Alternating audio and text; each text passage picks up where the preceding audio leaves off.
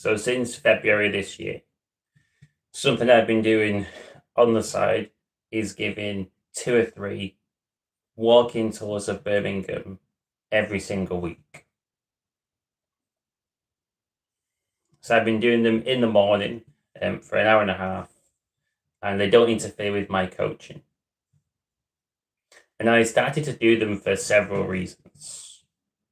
One is because I'm passionate about public speaking.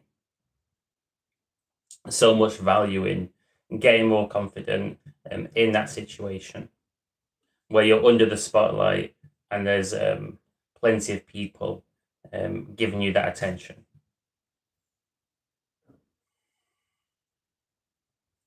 And I want to do public speaking coaching in the future, as well as my one-to-one coaching events and all the rest of it.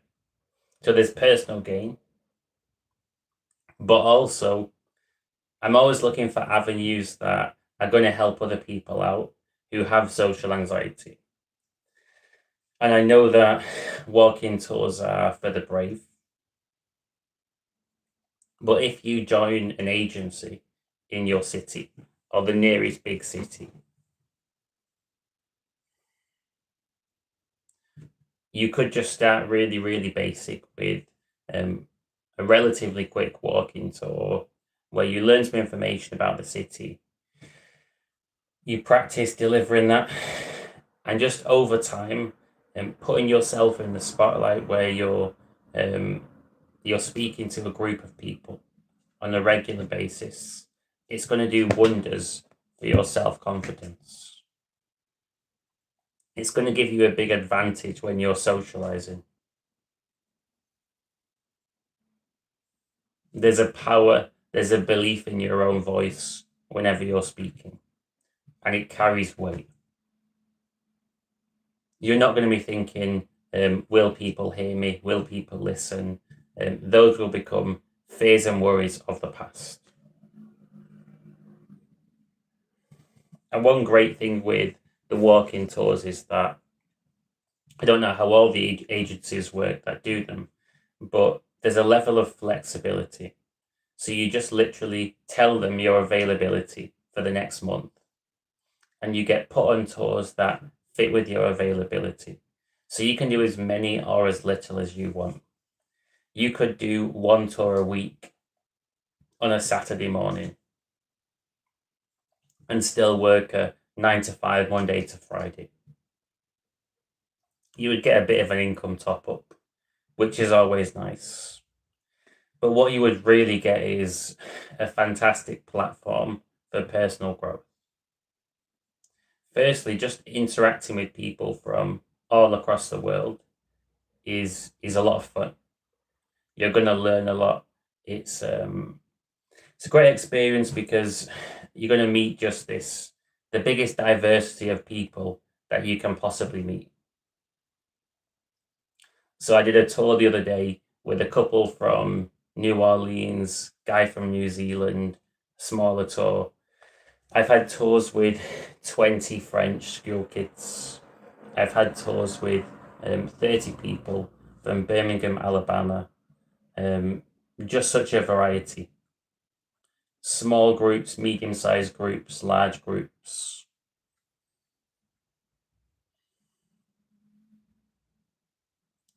So you get to practice speaking in public, not just to the people that are listening, but also with people around noticing.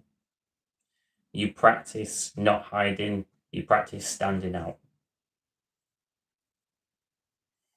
And social anxiety wants you to avoid all those situations.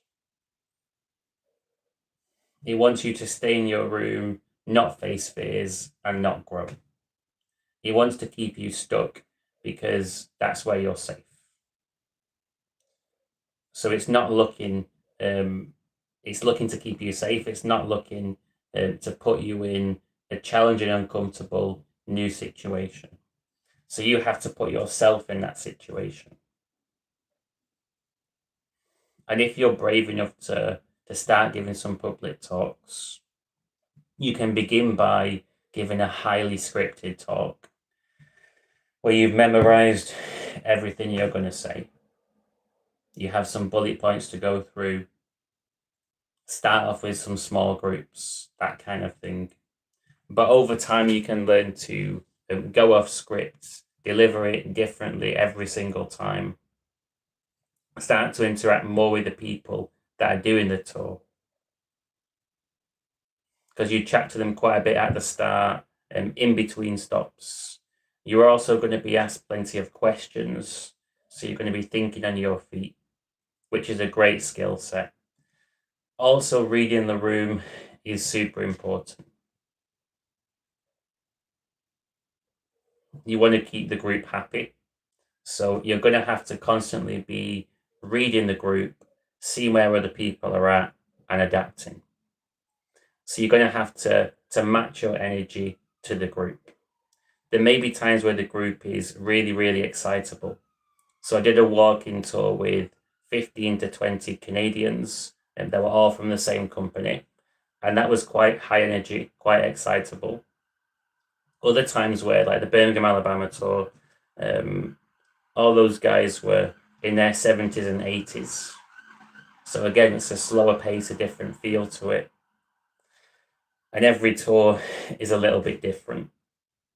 And because you're the one leading the tour, you can you have the freedom to change it as frequently as you want.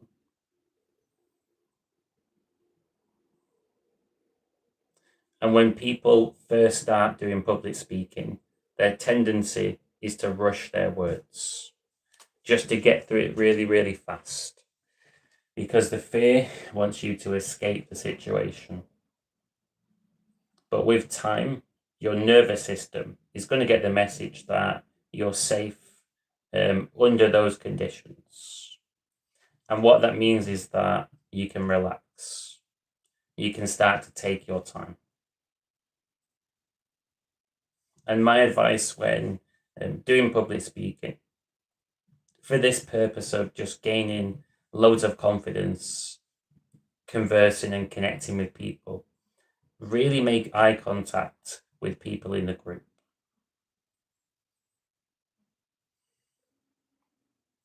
You don't want to go into default robot mode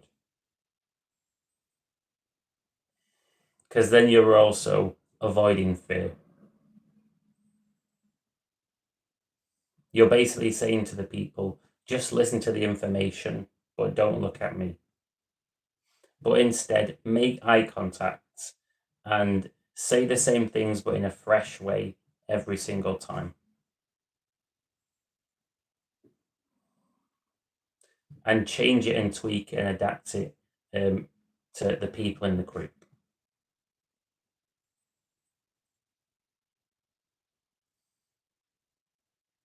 And with time and experience, trust that you're going to pick up so much knowledge and so much information.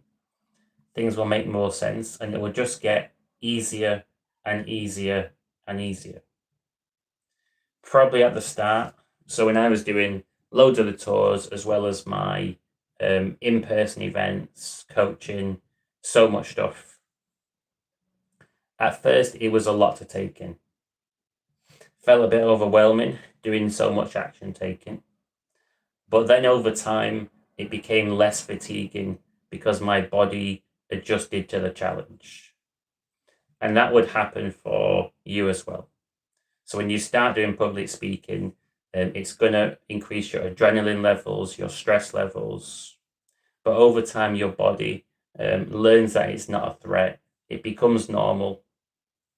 And it actually becomes a recharging activity rather than a draining one. It becomes like a light warm up. It's not something that you have that anticipatory anxiety about either.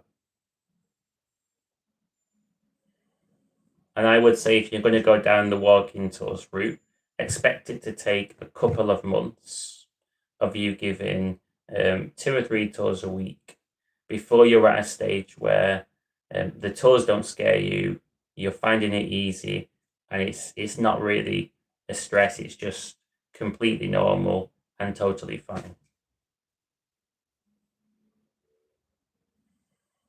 So yeah, anyone with social anxiety, if you give walking tours, you're going to meet loads of people from all across the world. Practice public speaking on a regular basis. Practice leadership skills. Practice improvising, reading the room, listening. And also practice handling your own emotions, your own fears, your own anxiety, your own challenges. And you'll see that you can always deliver a good tour regardless of how you feel. So you don't need to worry about controlling these things too much.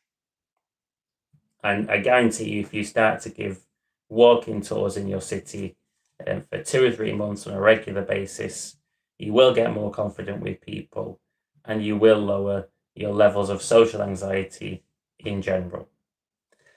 So I'm going to shoot off now. I'm training for an exercise event called High Rocks. I'm doing the High Rocks in Birmingham at the NEC in October with a friend.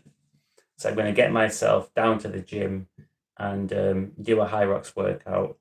So until next time, enjoy the rest of your day.